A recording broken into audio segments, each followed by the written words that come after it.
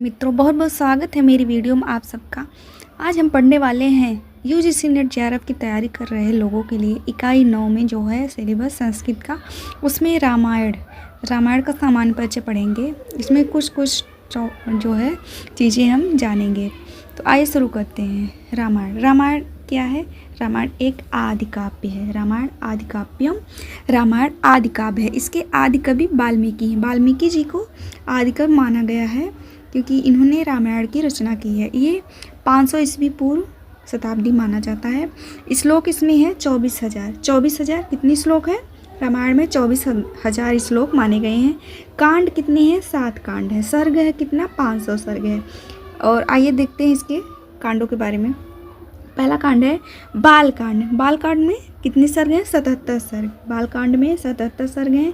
दूसरा है अयोध्या कांड, इसमें 119 सर्ग हैं। तीसरा है अरण्य कांड, जिसमें 75 सर्ग हैं। चौथा है किष्किंधा कांड, जिसमें 67 सर्ग हैं। पांचवा है सुंदर कांड, जिसमें 68 सर्ग हैं। और इसके बाद है युद्ध कांड। छठा है युद्ध कांड, इसमें 128 है। और उत्तरकांड सातवां है उत्तरकांड, इसमें 111 है। कांडों का विस्तृत वर्णन, इसके विस्तार थोड़ा सा देख लेते हैं। बालकांड क्या है कि क्रोचवध की घटना से प्रारंभ होकर नारद एवं ब्रह्मा के निर्देश से रामायण रचना के साथ राम के बाल जीवन की घटना है। इसमें है बालकांड में।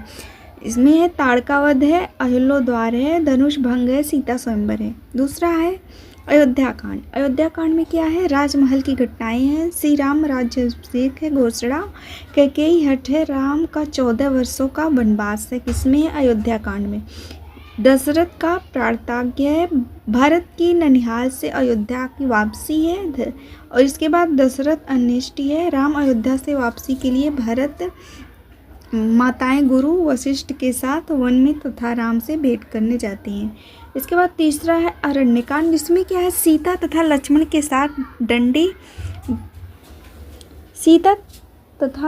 के साथ डंडा अरण्यक में निवास। किसमें है? डंडा अरण्यक में निवास है।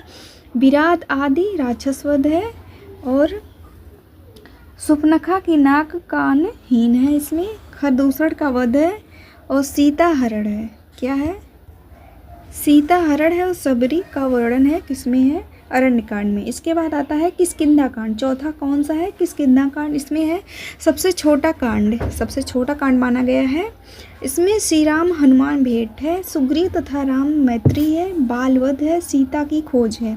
इसके बाद आता है सुंदर कांड। कौन सा? सुंदर कांड 5वां कांड है। इसमें गिद्धराज के माध्यम से हनुमान को माता सीता का पता, लंका का प्रस्थान, सुरसा द्वारा परीक्षा में उत्तीर्ण, सिंह का वध है, विभीषण हनुमान वार्तालाप है, अशोक वाटिका में सीता का दर्शन होता है, रावण पुत्र अक्षय कुमार का वध होता है, लंका दहन है, चूड़ामणि पहचान स्वरूप लेकर हनुमान की वापसी है।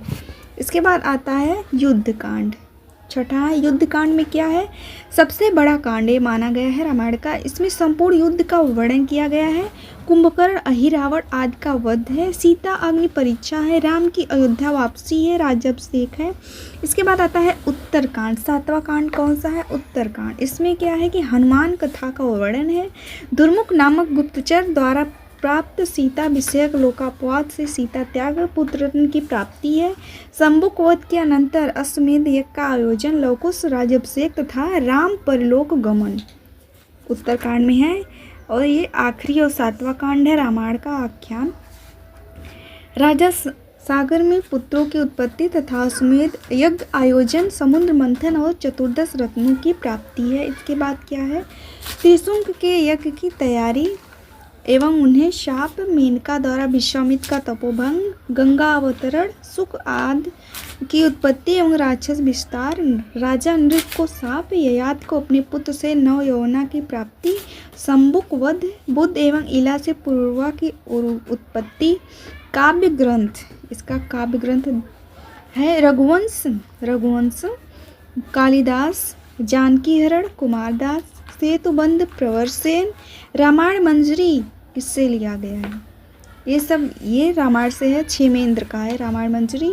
भट्ट काव्यम भट्ट का है। नाटक अभिषेक नाटक है, इससे लिया गया है।